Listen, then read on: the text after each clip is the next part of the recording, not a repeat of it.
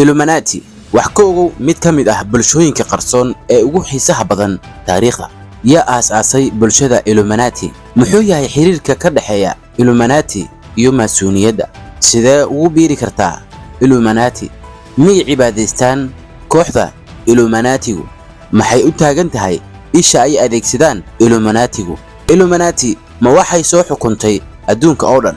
Su'aalahaas iyo warbixinta ku saabsan Illuminati ayaad ku maqli doontaa barnaamijka raadka dhacdooyinka.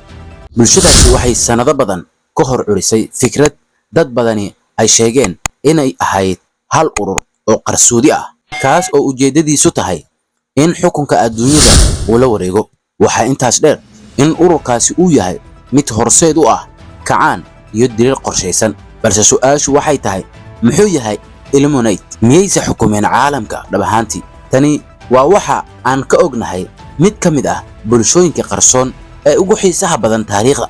yaa aas-aasay bulshada Illuminati?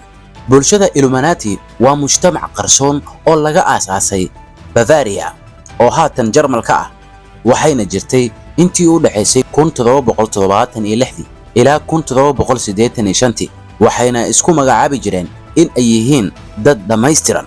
Kooxdaas waxaa aas-aasay professor cilmiga qaanuunka bartay oo la oran jiray Adam Weishaupt, ama bulshada reer Germany ay u yaqaanaan Adam Weishaupt. Wuxuu doonayay inuu sare u qaado aqoonta caqliga, sida looga hor yimaado sixirka iyo saameynta ay diinta ku leedahay bulshada. Wuxuu doonayay inuu wax ka bedelo qaabka ay u shaqeeyaan dawladihii xukumi jiray Yurub, asagoo oo meesha ka saaray saameynta diintu ay ku leedahay dawladda, isla markaana uu adduunka jiha cusub u jeediyo.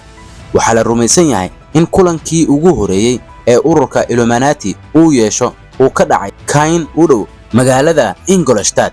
Taariikhdu markay ahayd May 1776, 5 qof oo ay xilligaasi soo saaray xeerar lagu xukumayo maamulka qarsoodida ah ee Illuminati. Kooxdan ayaa diiradda saaraysa sidii ay saameyn ugu yeelan lahaayeen go'aanada siyaasadda iyo sidii meesha looga saari lahaa boqortooyooyinka iyo kaniisadaha.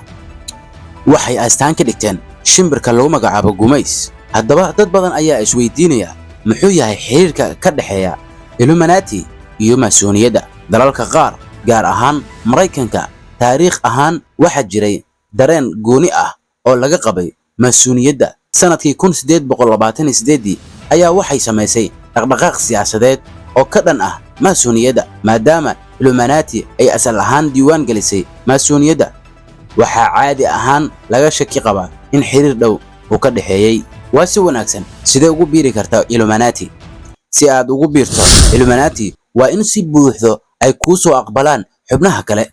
Waa inaad hanti leedahay, waa inaad leedahay sumcad wanaagsan, kana soo jeedo qoys sumcad leh. Waxaa intaas dheer in isbahaysiga Illuminati uu leeyahay nidaam heer sare ah. Dadka intooda badan ayaa aad isu weydiinaya, miyay cibaadaystaan Illuminatigu? Way cibaadaystaan, walow qaar badan aan la aqoon.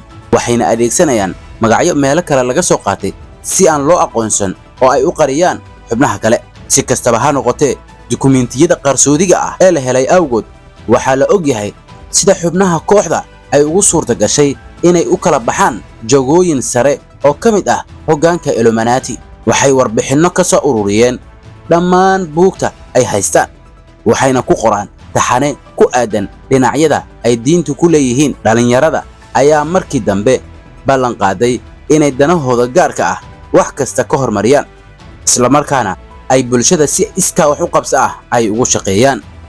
Dhinaca kale, maxay u taagan tahay isha ay adeegsadaan Illuminatigu?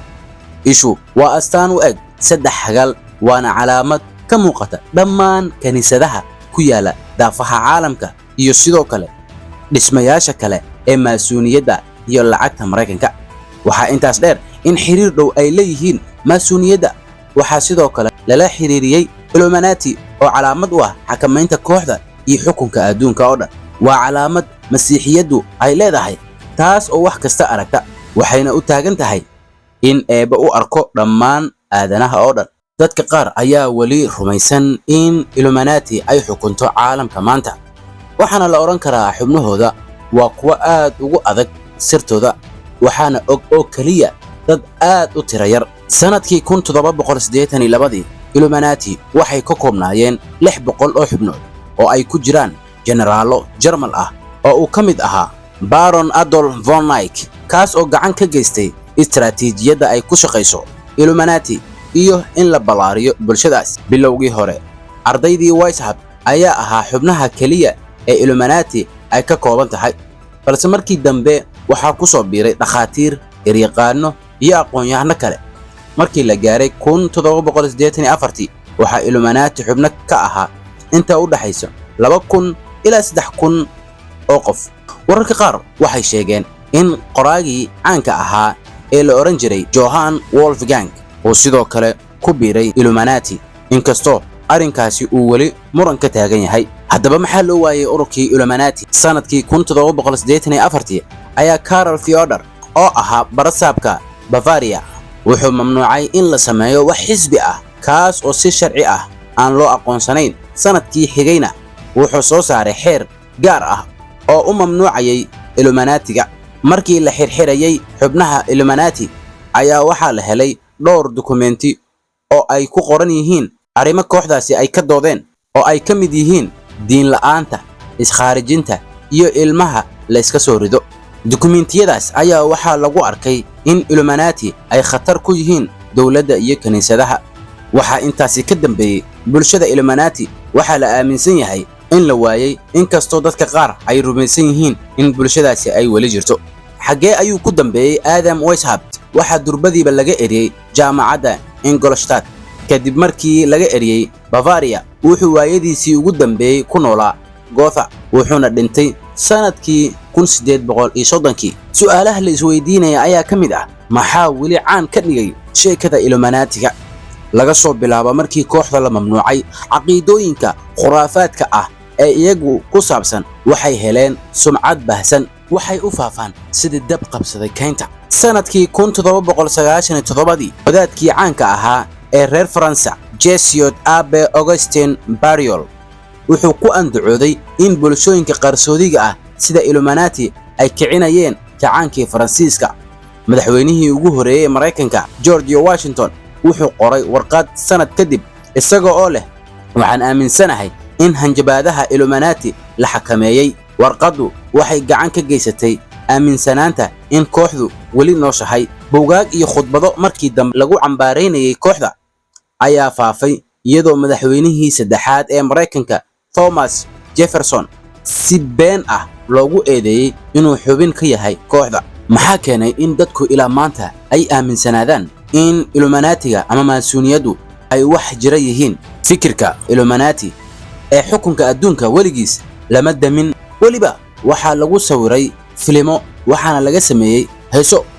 sanadkii 1963 waxaa la daabacay maqaal loogu magac daray Principia Discordia oo soo saaray nooc cusub oo fikrad ah oo loo yaqaano Discordianism. dhaqdhaqaaqa wuxuu abuuray mudaharaadyo dowladda looga soo horjeedo oo dadka lagu qancinayo aragtiyaha beenta ah, iyadoo mid ka mid ah taageerayaashiisa uu ahaa qoraa caan ah Robert Anton Wilson. qaar ka mid ah taageerayaasha Discordianismka ayaa waraaqo been ah u diray joornaalada iyagoo ku andacoonaya in dhacdooyinka sida dilka madaxweynihii Mareykanka John F. Kennedy ay ahaayeen shaqadii ay qabteen Illuminati. Wilson ayaa markii dambe buug ka qoray qoraaga Robert Shea The Illuminatus Trilogy oo ay ka soo baxeen fikrado cusub oo ku saabsan qorista buugaagta ee kooxda, iyo sidoo kale buugga caanka ah ee Dan Brown oo isna soo saaray filimkii Angels and Demons. Illuminati sidoo kale waxay la xiriireen cibaadada shaydaanka iyo sidoo kale fikrado kale oo aad uga duwan asalka kooxdii qarnigii 18aad ee Bavaria. ugu dambeyn, muxuu yahay xiriirka ka dhaxeeya dunida casriga ah iyo Illuminati? kuwa aaminsan aragtida New World Order waxay ka andacoonayaan inay jiraan koox dad ah oo awood leh oo isku dayaya inay hogaamiyaan adduunka. marka laga reebo dhowr madaxweyne oo Mareykan ah, dhowr xidig oo caan ah sida Beyoncé and Jay-Z ayaa la xiriiriyay kooxda, inkastoo labada xidigba ay beeniyeen.